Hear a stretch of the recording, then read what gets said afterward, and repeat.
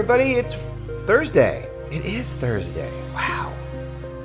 What a time. What a time for time progression. Going forward and whatnot. So,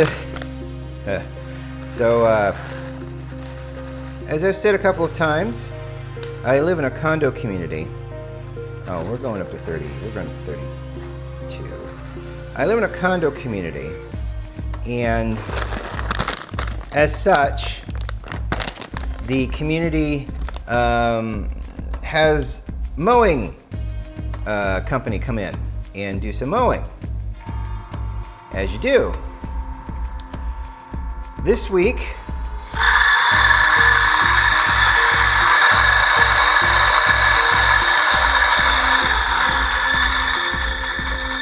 I'll knock my towel off. This week, because of the 4th of July holiday, they didn't mow this week. And there are times when it rains excessively and they're like, we're not mowing in that or after that. Or it just starts storming and they're like, we have to stop mowing. So, there's a lot of different scenarios where they're like, you know what, we can't mow. Rational understanding scenarios. And no different, July the 4th, Independence Day, they don't mow the week of, or the week after. One of those things. I guess it depends on how it falls. If it falls on a Friday, they probably finish that week, and then the following week they don't mow. Which, is, I don't know if that's standard practice. I do know it's pretty cool. Everybody deserves a little bit of time off, because I'm sure they're going from like Monday through Saturday, They may have two different kind of sets of people that do the work, but it's like a 6-day-a-week thing, and they're out there all day in the hot sun when it's a hot sun outside.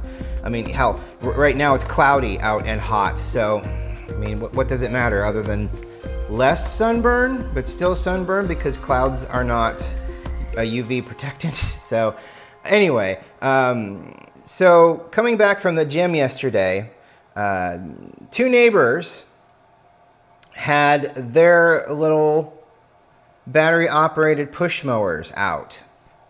I believe the general rule, even though I don't know if it's a guideline or something that's in the rule book, because honestly I don't care, and it's not a situation I'm ever going to find myself in, because I'm not going to mow my own yard. I don't have the equipment, and I already did it for like 7-8 years to 2 acres. Prior to that, I grew up on 50 acres, and I know we did a good solid 3, either weed eating or mowing or push mowing. So I've had my mowing fill. I don't need it, and I can respect grass going up to a certain height, because the grass that we have is it came in squares when they installed it. So it's like this super nice. Where it decided to grow. There are places where it decided it was going to die, which was really kind of weird. It's just seems very random. The thatches of area. I guess you get that when they're squares, when they're just squares of grass, and you set them in, every 3-4 feet. You're going to get duds. And for some reason, the grass doesn't like to come in and populate the dead spots, which I also think is kind of weird, because grass is a weed, and weeds kind of do that. But it must be special grass. Anyway, I'm going on a grass tangent, which in and of itself is actually kind of funny, but not the point. They were mowing their yards, and it had been mowed last week. We had 2 very nice, hard rain showers overnight a couple of nights ago, 2 separate nights. And so there was enough water provided to the lawn to facilitate growth. These people love to come out, and there's a couple of them that will every week yell at the mowers, berate them. Either the grass is too high, or they're doing a U-turn in the middle of the yard, which is kind of a pain in the ass, but again, whatever. It's not my yard, it's everybody's yard, so if anybody has to complain about it, they should totally do so. So they're out there mowing their yards, and we established at the very beginning when people started moving in. The mowing company that we hire will mow the yards, because the liability is if you're mowing your own yard and it doesn't match up to the, and that's exactly what it was. They mowed up to the fence line where the other house started, and now there is about 3 inches between their yard and the next door neighbor's yard. And it's the same because it's a quad. It's the back, and then it's the side house that it's right next to. So there's visible differences. And that's one thing. The other thing is if you scalp your yard because you mowed too low, or there's suddenly a high spot in your yard, and you take the grass completely off all the way down to the dirt, of which there is no dirt, by the way. When MI sold these homes, they sold the topsoil all the way down to the clay, the Ohio clay level. They sold the topsoil to Jones topsoil, because while we were sitting here and they were prepping the second phase, we saw at least 60 dump truck loads worth of topsoil been taken off the top up there. So they did the exact same thing on this side. And then they backfill with clay.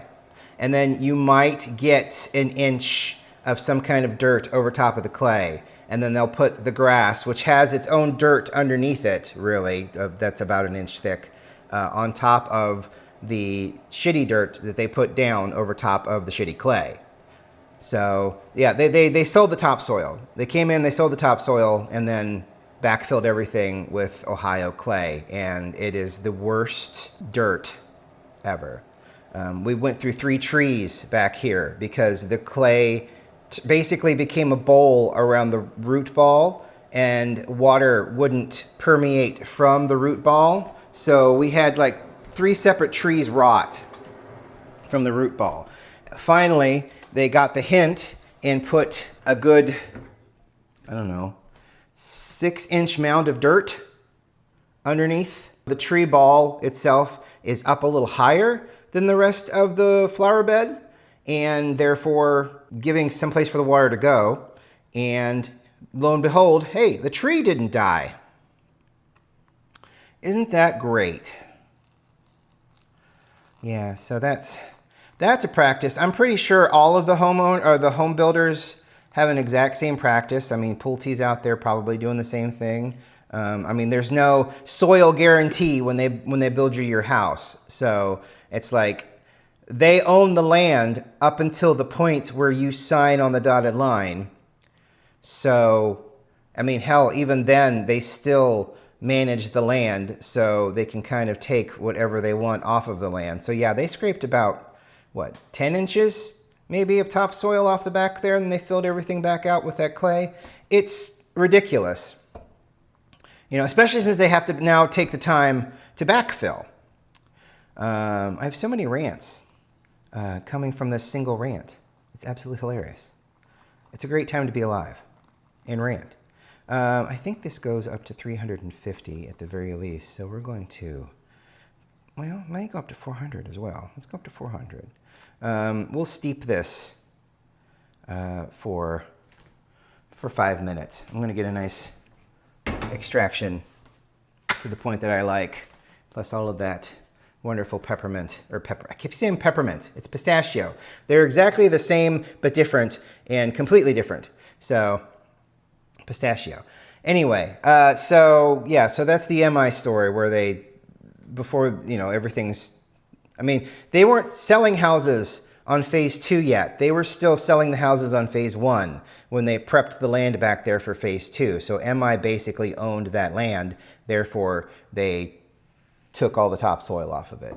So, and that's something that I'm sure, like I said, a lot of home builders do, which is shitty, because now there's a good chance that the grass could die because there's not enough dirt to grab onto underneath as everything roots down. Trees that they plant have a chance to die very quickly because the clay that they put down, it's horrible.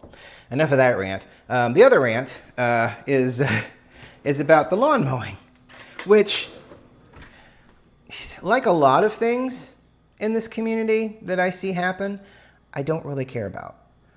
they are more than welcome to ruin their own yards in front of their houses. And then they can be fined for, the destroying that and having to pay to have the grass replaced. They are more than welcome to do that, because I'm in my own little world over here facing a wonderful cornfield that's got tassels on it now. It was well above knee high on the 4th of July. It was shoulder high on 4th of July because the wet weather season and warmth seem to be the best growing situation for field corn this time. So I did pass by a cornfield that was about hip high and the other day, and I believe that's more because they got the corn in late.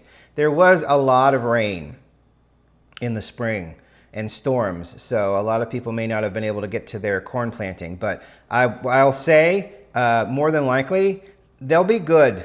September, the corn will still be great in September when they go to pick it, or whatever time they decide to take it off.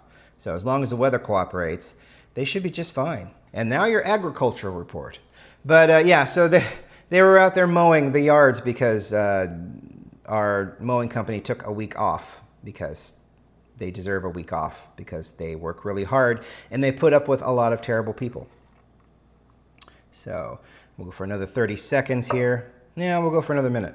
So it's like the people in their late 60s, early 70s who should not be out in the sunshine and this kind of weather push mowing anything are out there with rulers and scissors and electric push mowers getting their grass to the perfect height because, well, first of all, because the company doesn't do it to their proper specifications, whatever the hell that is. And two, because they're retired and have nothing else to do. So, yeah, and then the neighbor next to her, they got a push mower, they've got a weed trimmer. I wouldn't be surprised if he's got a little personal riding lawnmower in there that he uses in the back, which is a postage stamp, but still, there's still the thrill of sitting and mowing for about 10 minutes back and forth, back and forth, back and forth on a riding long tractor because it's not big enough to turn around in. So it is wild. It is absolutely wild to live in a community like this and just see the goings on. It's absolutely wild and annoying sometimes. But most of the time you just, you guys do whatever you want. Knock yourselves out. Have fun, I'm not going to pick you up when you have heat stroke and then have a real stroke and then, whatever. I won't be out there. It's not that I wouldn't help them if I were out there. It's just I'm not going to be out there. There's no reason for me to be out there. I mean, if the immediate neighbors need help, then I will be right over. But the rest of the folks, they can parcel their own deal with their own people in their thing, whatever. So I keep telling everybody around, I keep telling, the other 3 people that are in our quad, I'm like, if you need any help at any time for any reason, let me know. I'll be right over. None of them they utilize it behind the spouse's back because someone will be threatening to go up on a ladder, and then I'll get a text message, can you come over and climb this ladder so that my husband doesn't climb the ladder? So I'll get those texts and I'll be like, I'll be right over because I don't want to see my friends get hurt. So are we still... Ooh. The grind may have been a little too thick for the clever. And I hear it still passing through, but it is very... Yeah, I can see it dripping a little bit. It is very slow. So I may have ground 65, maybe a little bit too fine of a grind for the Mustachio. And that's been kind of the theme this week, with trying to get espresso out and now using the clever to make coffee. The beans are coated with something that makes the outside, and therefore when you grind it up, the entire thing tastes like pistachio. It clogs because, those are oils, so the oils kind of stick to the filter paper, along with the fines that you kind of see around the outside here. So that clogs the paper and it makes the extraction process last a lot longer. I mean, I put that on there at 5:30. So that's like a 2.5 minute drawdown from start to finish there. And that's really kind of slow, I think. I think that's pretty slow for drip coffee like that, which I would qualify that as drip coffee. Smells, pistachio-tastic. Oh my gosh. Yeah, that's better than the Chemex when it comes to these, because for some reason there's just a lot more. When you get to like the coffees that have notes and stuff like that, I think the Chemex is better because it seems to like flow just at the right level so that everything kind of gets extracted to the point where you're not over extracting, because that's a thing and it can make things taste bitter. With this does seem more like a steeping coffee, which is what the Clever is for, because the Clever, it sits in the Clever for a certain amount of time and steeps just like a tea bag. It's just like an open-faced sandwich tea bag. And then you activate the bottom and let the water come out, and then it's suddenly a pour over because it's seeping through the grounds rather than being filtered out. Like if you're doing a French press, you're pressing the water out and then you're just pouring. So basically you're done with the steep and it's just being poured out. It's not being poured out over the grounds. The grounds are at the bottom. So in this case, it's just a totally different medium, but it kind of borrows from a steep and from a pour over to just kind of extract just as much wonderful coffee flavor, as well as, the oil that they put all over their coffees. So, I mean, there's a lot of different things going on. So I think for the Bones Coffee stuff, and we'll try it next week with the chocolate orange, but I think for the Bones Coffee stuff, the Clever is definitely the best way to get that full extraction of both coffee and the oils that are all over the coffee bean itself. Because it's just that really good mixture, and it's not bitter. It's not bitter. It's just a wonderful, tasty medium roast coffee mixed with pistachio hit. So, something else. So I've been going to the gym, and I decided to give these a try. We saw them at Kroger. I grabbed a strawberry one, and then I grabbed this chocolate milk one. It is milk, but it's made with ultra-pasteurized skim milk. And then it's flavored with natural flavors. It's sucralose. It's not sugar. So there's only 90 calories. There's no sugar. And then, it's 90 calories. So it's got 4 grams or 4% dietary fiber, which is 1 gram. For some reason, it's got 3 grams of total carbohydrates, but they only list one thing with a gram in it. So I don't know where the other 2 come from. It really doesn't show. It shows the protein, 20. There's like 15 milligrams of cholesterol, do you add cholesterol? Does it come from the skim milk? How does that work? I don't know. And then some vitamins. Whatever, I take a vitamin in the morning, so it doesn't matter. These taste, even with the fake sugar, the strawberry one tastes like Nestle's Strawberry Quick. If you're into nostalgia and you're like, I don't want to buy a whole big can of Nestle Quick, I'm not going to use the whole damn thing up. And you see these, Split, S-P-Y-L-T, Split. That's why, I think they call it that because it's not a split. It's like the same reason you see Anytizer's Wings with a Z. It's not wings. It's breast meat or thigh meat compressed. They can call it wings, but they can't spell it traditionally because it's not a wing. It's just it's not even a flapper. It's a chunk of meat that has been rounded. So in the same vein, this is not a split. It is a caffeinated. It's caffeinated. So if you have a problem with caffeine, and it doesn't list the amount of caffeine on it, which is kind of weird. Just fat, cholesterol, sodium, total carbohydrates. and protein. I don't see... Now, the caffeine is... I mean, here's the ingredients. You're not going to be able to see that. But here's the ingredients. And if you were to go by where it is on the list of ingredients, it's like here. So it's further down the list. And that's what is that? In the less than 2% of. So that's the less than 2% of line.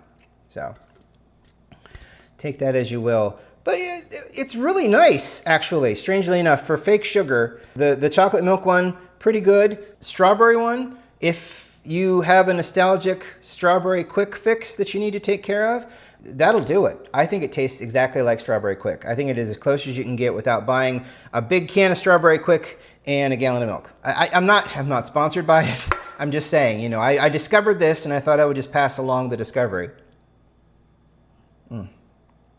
Oh, it's so good. Thank you so much for watching. I really appreciate it. We'll be coming back on Tuesday of next week.